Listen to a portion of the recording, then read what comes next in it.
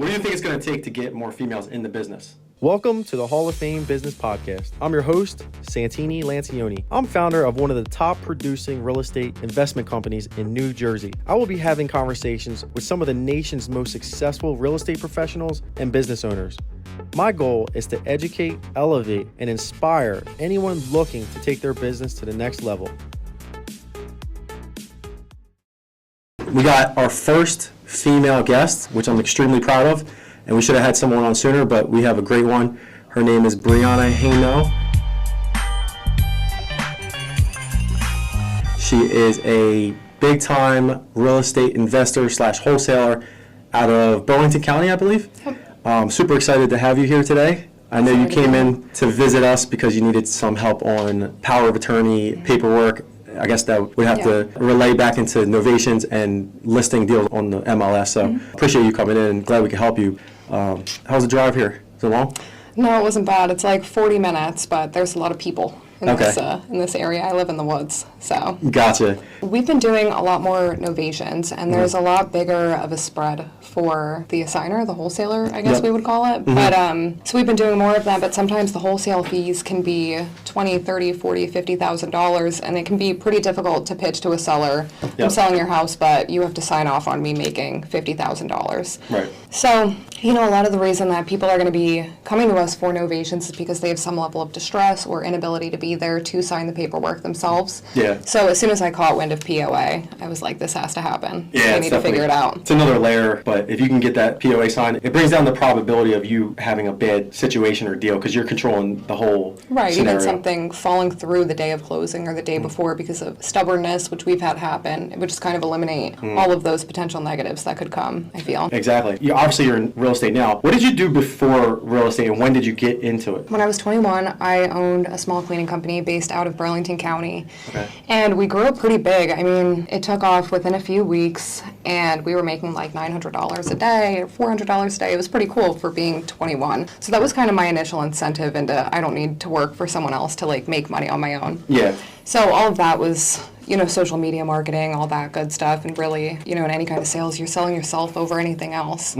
So I did that for a few years, and eventually we just parted ways. I wanted to have my third baby, and my partner, ended up keeping the business and then selling our client list about a year later. Okay. So I was a stay-at-home mom for a couple years, and I just can't be, sitting still. I'm the kind of person that would have, all of my daily tasks done by 11 a.m. Yeah. And then the rest of the day I'd be like, all right, so are we making cookies? Should I learn how to make bread?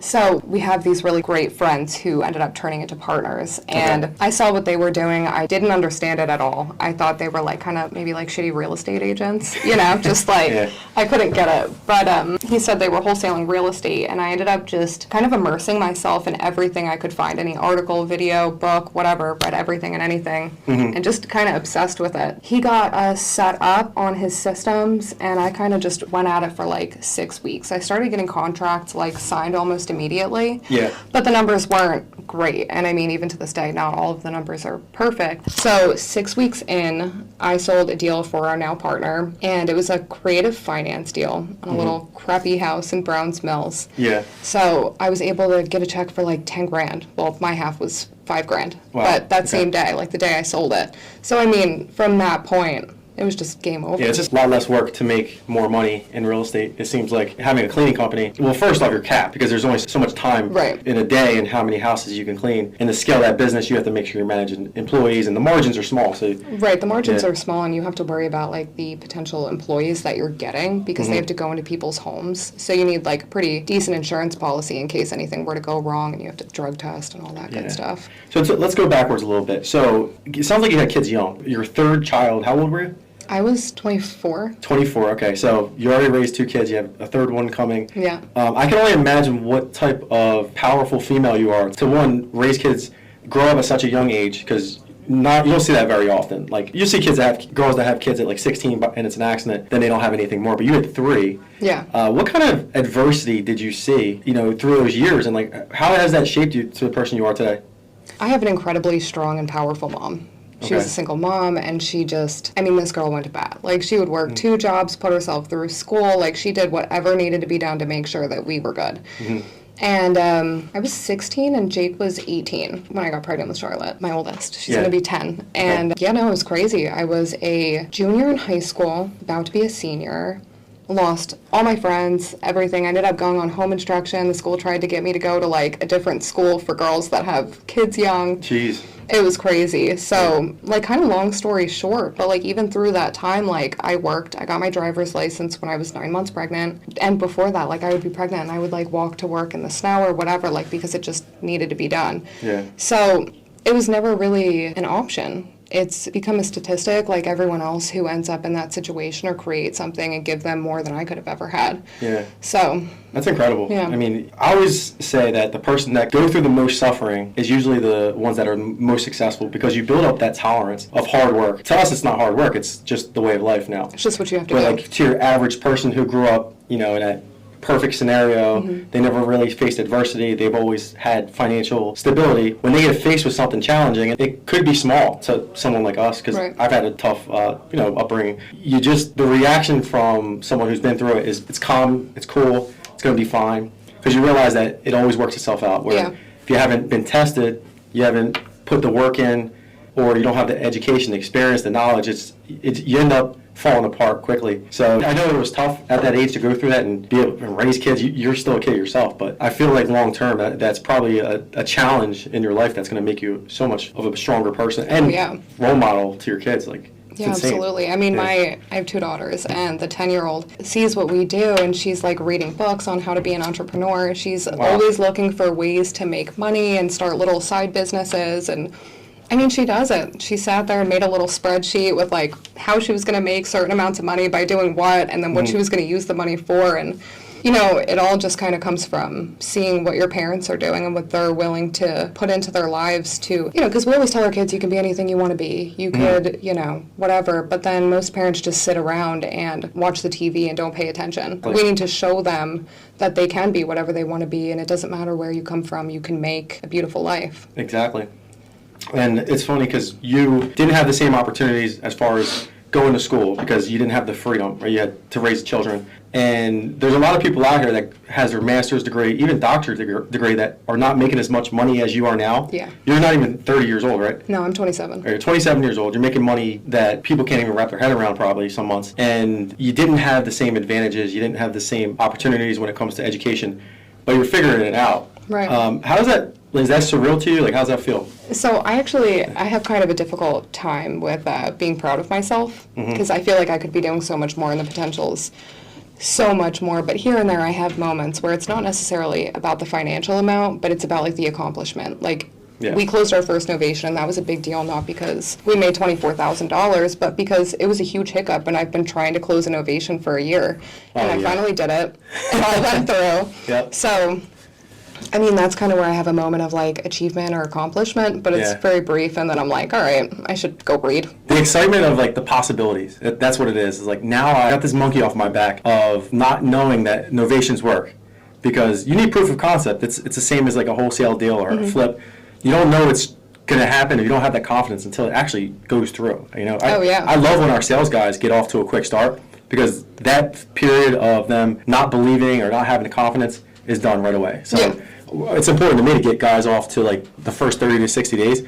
Let's close a deal and let's give them a commission check, because that mindset just instantly switches. Like a switch flips, and you're like, wow, this is really possible, and it really does open your mind to the potential for possibilities, because it's not just, for me, it's not just wholesaling houses. Like, we always want to continue to wholesale because it's liquid income. We don't really have to do too much to make it. Yeah. But the idea would be to build something that's beneficial for large groups of people, to provide, like safe housing and stuff like that. Oh, okay. Yeah. Specifically for women, of course. Agreement. So what is your mindset about the industry, how it's heavily dominated by men? What is your thought process on that? I mean, I have to say it goes both ways, right? Because there's times where it's beneficial. People are usually a lot more trusting of women, and a little bit more willing to work with women. However, there's a lot of people that get very aggressive and are not trusting, or, I've had people threaten like violence and all kinds of crazy stuff while I'm like standing there in front of them. Yeah. So, you know, you have to have a big heart and thick skin, but I definitely think that you have to be a very strong-minded, confident woman in order to be able to do this. Yeah, I agree. What do you think it's going to take to get more females in the business? That's a good question. I think this would be a difficult industry for a lot of females to break into. I think that they kind of typically resort to being a real estate agent, which is great. You know, men and women are kind of different creatures, so. Yeah. One of my mentors, or someone I learned this business from, is a female. Yeah. Yeah, Tiffany High from Ohio, and she's, you know, she's very knowledgeable, but she had that attitude that she believes in herself, and she has a chip on her shoulder. And you can feel that as soon as you meet her, you know, and I feel that with you a lot of times. We've met a couple times, and I think that's what it is. Like, use that fuel that if you're a female in this business, you already have the odds stacked against you. Right. And if you can use that as motivation and your purpose to inspire other females to get in here, your purpose becomes bigger than the small challenges that you face every single day. Oh, yeah, absolutely. And that's crucial, I think. I mean, I think it would be huge for more women to kind of break into this field, especially in like the dispositions portion. I think acquisitions can be more difficult for women to do just because it's a little bit more emotional, and women tend to be more emotional creatures. So I feel like that would be difficult for the average woman to get through. I think it's also a mixture of culture, right? You put women in a box from, you know, beginning of time, and you expect them to do everything the same as men. And I'm all on board. I have a daughter. I want her to be a powerhouse. Oh, yeah. I don't want any man to control her. I want her to be the boss. Yeah, but I'm thinking like the odds are stacked against every female up to this point. We're finally in a generation where, you know, people are bringing, they have a voice now. Females have a voice, and, you know, they're not getting pushed out. I know that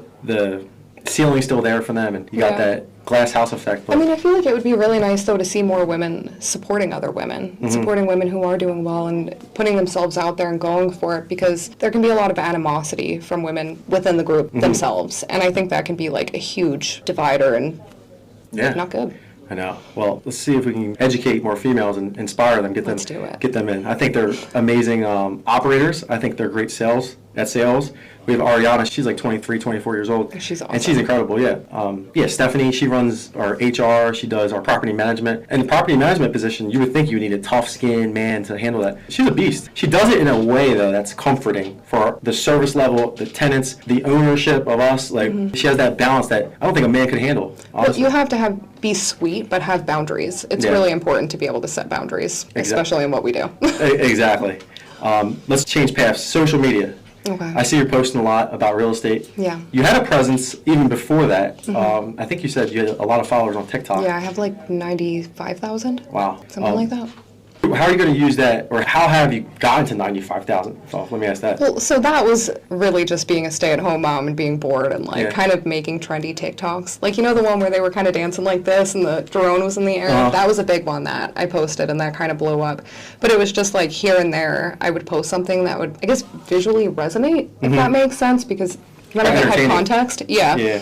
So here and there something would pop off and I would get a bunch of followers. So I eventually made an Instagram and a bunch of followers went over there. But now I've converted it to talking about real estate, because I don't really use social media like the average person. I don't watch just like, I mean, here and there I watch like Theo Vaughn or something like that, but it's mainly business and personal growth material that I consume. So I'm hoping to create some stuff like that too. Yeah. What are the challenges you're seeing? Because I do a lot of social media myself, and I find it very slow to grow your profile, but you can get a lot of views. You'll have videos go viral. You're someone that actually got people to follow you, but now you're transitioning over to just real estate. Oh, yeah. I lost 6,000 followers when I transitioned. I don't care, because you don't want I don't want people following me that don't want to hear what I have to say. Right. But, it can definitely be difficult. I feel like a big thing was those, like, trending sounds. As soon as they hit, like, use them, and, like, good quality. Sure. So I think it's a big interesting step. Coming from, if you're on the platform, if you're doing well in just entertain, you're basically an entertainer, right? Like dancing, doing trendy stuff. Then you go to real estate. You're like, all right, well, I know all of the fundamental things that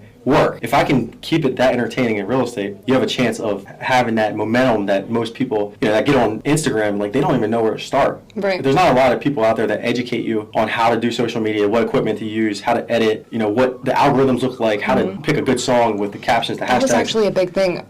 Posting at specific times. Yeah, at the time of post. Yeah, that was crazy for me, because I would post something in the morning and it would get nothing. If I post at like 6:30, I'll get, a couple thousand views or Yeah. likes or whatever it is. So the time I was posting was huge. My wife said the same thing. She's big on TikTok. She has like 300,000 followers. I follow her. I And love she her posts stuff. at night. She's like, I get way more views at nighttime on TikTok. Yeah. And on Instagram, I think she posts like noon or you hear all Instagram different is things. morning, day.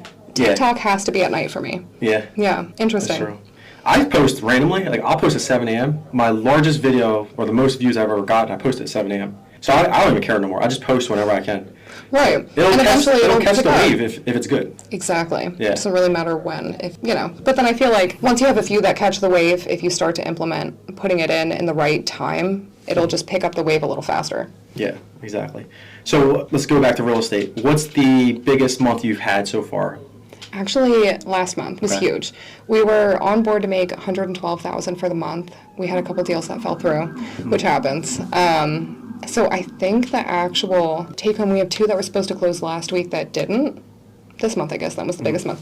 Whatever. So we made probably around 60,000 plus so far this month, and then we should be making another 24,000 this week. Okay.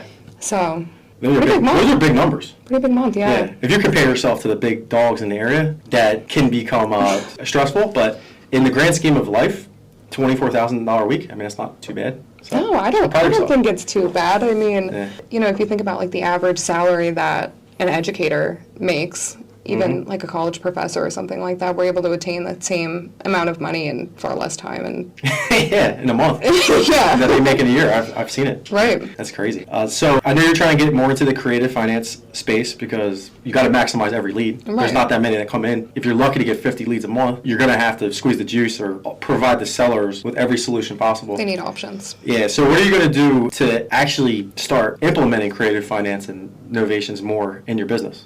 Well, so I feel like a really good thing that we've been talking about doing is creating a pitch. I mean, obviously we already have a pitch, right? But like a physical paper, an offer paper that we send to them that has like 3 or 4 different options of ways that we could go about closing on the deal. And I feel like with that we can open a little bit more transparency, which makes people feel more comfortable and they're more likely to go with us. So I think for me it'll be a lot about educating the sellers and allowing them to make a decision that works for them, because I know any of them will work for me. Yeah. So Definitely. As long as you have that genuine connection and you truly want to help them and provide them the best solution that does not ultimately benefit yourself, Yeah. then they actually can sense that. oh, they know. They know that. They and know. then they'll say, you know what, you are the person that we want to work with. Well, I found too, like I went to look at a house last week. It was a really nice, like older couple. It was an 8-bedroom, 2,000 square foot house, which I've never seen in my life. That was Yeah. super interesting. But I got there, they seemed eager before I got there. And when I arrived, they told me that they didn't want to move for 2 years.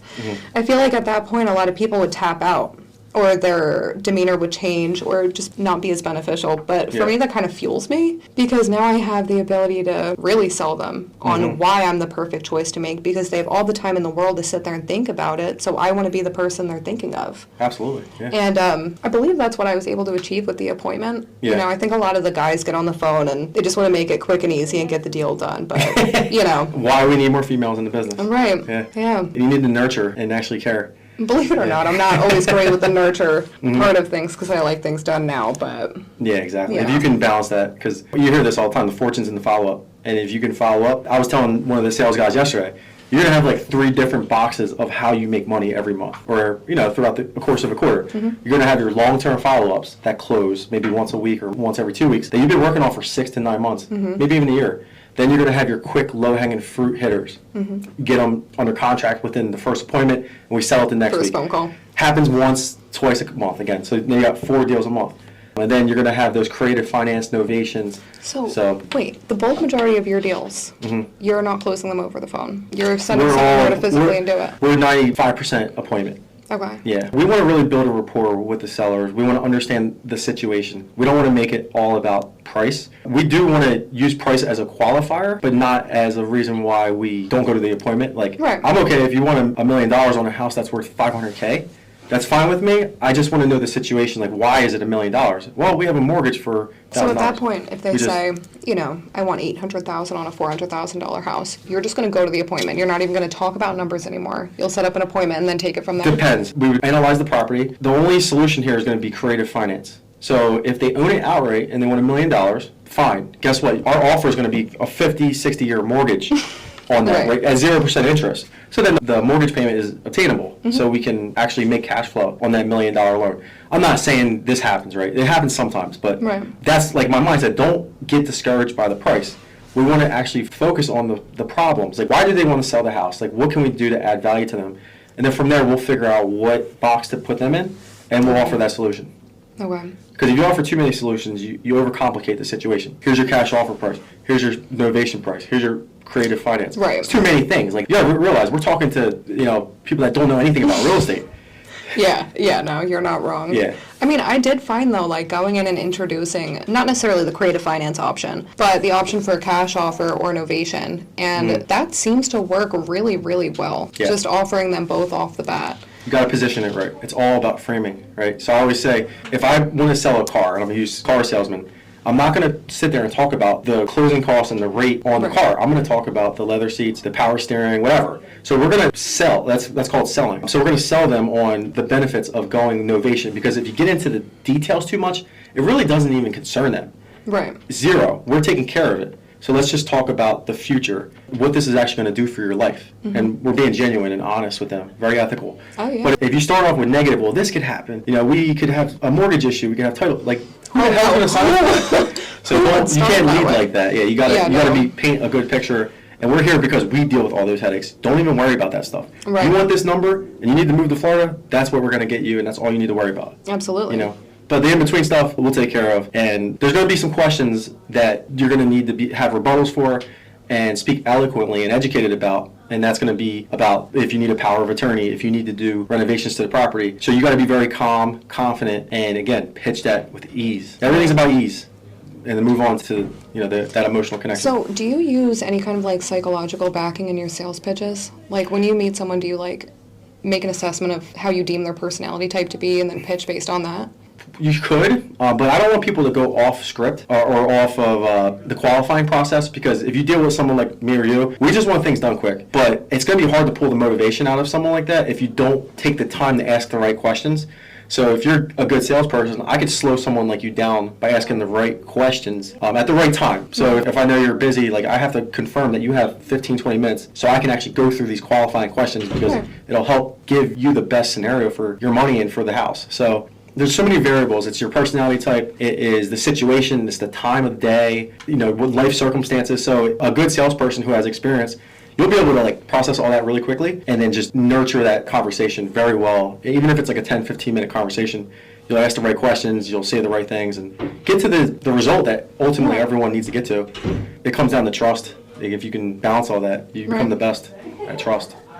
So it's a lot. It's not something you can do overnight. But you personally selling, like, if you were going into an appointment, not one of your sales guys, it wasn't something that you were going to be using as a training experience. Yeah. When you walk into that appointment and you see the person standing there, like, what's your initial thought process? How are you assessing how to speak to them? First off, I'm scanning the whole house, right? So, you got the paneled walls and the old red carpet and the grandma bathroom.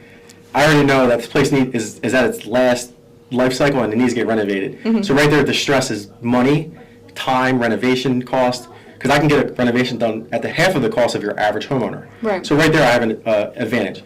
The second thing is your age. Are you over 65 years old? Is there steps upstairs? So, like, again, scanning the area, scanning the room. How do they present? Are they sick? Are they overweight? I mean, not to be judgmental, but, like, pay attention to those things, because they can be clues to motivation. And it sounds crazy, but process your visual first, and then sit down and ask the right questions. Like, so the most common one is, like, why do you want to sell your property?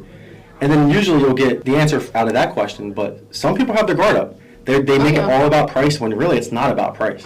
But you got to become that, you got to build that trust. And it's hard to do in the first 10 minutes, Yeah, I think that's for me why when I go and, like, obviously I'm assessing the property and all those things, but I really look at, like, personality type and how I need to speak with them, because I want to communicate with them in a language they're going to understand. Like, if it's a younger guy that's gaming, I'm going to talk to him about what he's doing, because for me it's about building the relationship first, and then I'll get to anything about the house later, because, like you said, it's about the trust. Yeah. So my initial thing is, I guess, to kind of go in and be, like, friendly with them before anything else happens. I would tell anybody, just be yourself, because we control the narrative. At the end of the day, they need us. We're buying your house, or we're going to help you find a solution or find you a buyer.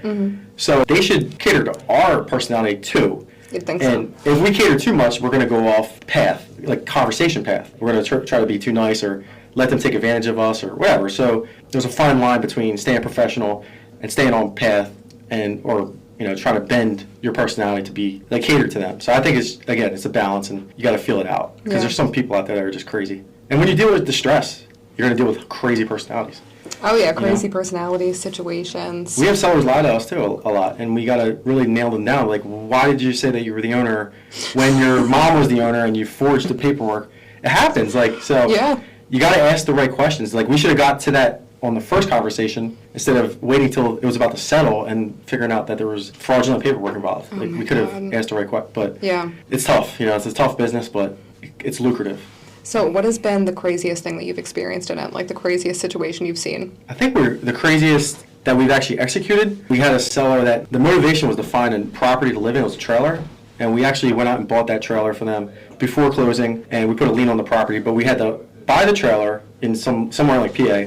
Then we had to find someone to move all our stuff out. Oh my God. We had to go to the appointment like 20 times to get mortgage paperwork signed to protect us in case, God forbid, she ran off with the trailer and we couldn't do anything. But ultimately, and we had to use a title company that we're foreign with, so that the title got pushed over to them. We weren't familiar with what was going to happen. It was just a very odd, difficult situation that no one would do. Mm-hmm. And we ultimately found a buyer. We took care of her, and she turned out to be a great person, and we closed it. But I think the risk and the amount of work it took to earn that money was worth every dime, and I don't think she would have found the right situation because she got all her cash. So what did you make from that? Like $40,000. Okay. Yeah, so it was worth our time. If it was a $5,000 deal, we'd probably still buy our trailer, but we wouldn't go bend over too much. We wouldn't go to 20 appointments. But yeah, because time is money. I don't want to waste our sales guys' time going out to these crazy deals. So in your personal life, time is money, right? So you have to kind of break up your day. I know you wake up early and you work out and do a lot of things through waking up early. Yeah. But what else do you do to kind of supplement for that? Yeah, when I get home, it's all about my baby. Of course. Yeah, I want to be around her. I want to spend time with her. I want to play with her. So my mindset now is play with her, right? Yeah. So that's my way of loving her, is giving her attention, laughing with her, playing with her, putting her to bed. So that's my mindset when I leave this office. Time management, you have to do it every day. It's essential. Yeah, I'm certainly not one of those people that's the time got away from me. That doesn't exist in my world. It has to make sense. Exactly. I think too, you have a lot of, your purpose is big because you have your children, you have your husband, you got this legacy you're trying to leave behind. You got this chip on your shoulder too because you're a female. You grew up in, without the same advantages as far as education and life. So you have all these odds stacked against you that ends up turning into fuel that's going to propel you.